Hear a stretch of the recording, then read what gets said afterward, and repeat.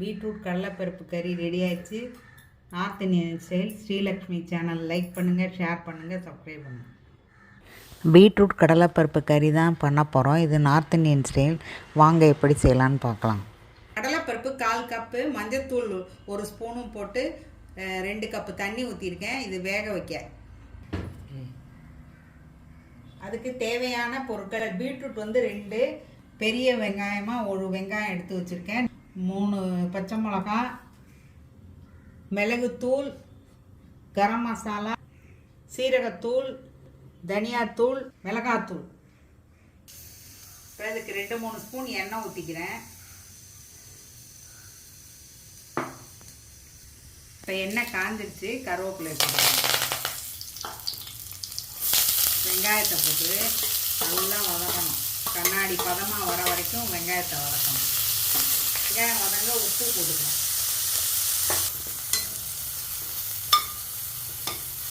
இந்த டிஷ்ஷு எங்கே கற்றுக்கிட்ட?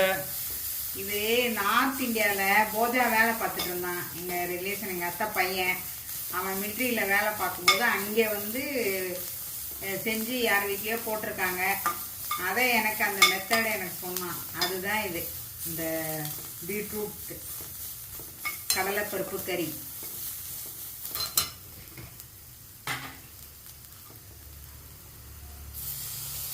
இஞ்சி பூண்டு பேஸ்ட்டு 1 ஸ்பூன்.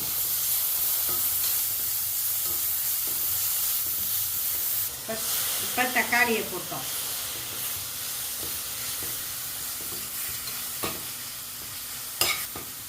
நல்லா வாசனையாக இருக்கு பாருங்க.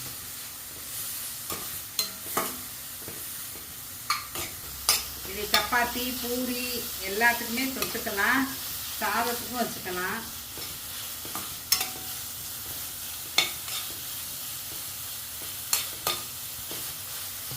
இப்போ தக்காளி நல்லா வதங்கிடுச்சு. இப்போ இந்த பீட்ரூட்டை போட்டுக்கணும்.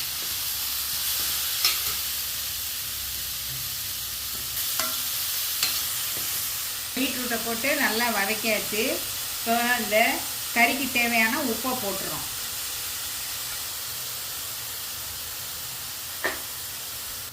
மிளகாத்தூள் 1 ஸ்பூன்,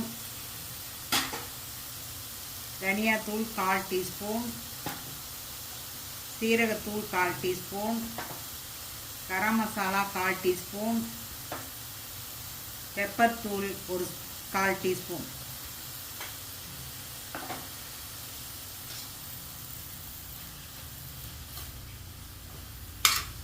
இப்போ எல்லா தூளும் போட்டு நல்லா வதக்கியாச்சு. இப்போ பீட்ரூட் வேகிறதுக்கு 1 கப்பு தண்ணி ஊற்றிடுறோம்.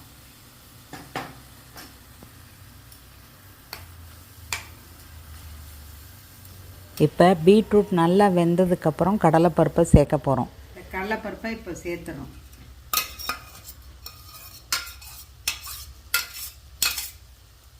பாருங்கள், சேர்த்தாச்சு. சேர்த்து கலந்து விட்டுறோம். இது சேர்த்தாச்சு, நல்லா கலந்து விட்டாச்சு. இப்போ இதுக்கு மேலே நீங்கள் தேங்காய் வேணும்னா சேர்த்துக்கலாம். தேங்காய் ஆப்ஷனல் தான்.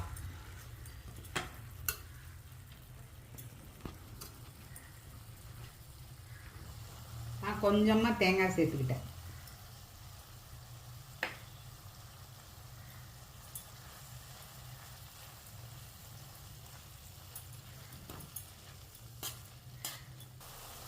தேங்காய் சேர்த்து கொஞ்சம் நேரம் கொதிச்சா போதும், ஆஃப் பண்ணிடலாம். நம்மளோட பீட்ரூட் கடலைப்பருப்பு கறி ரெடி ஆயிடுச்சு. North Indian style.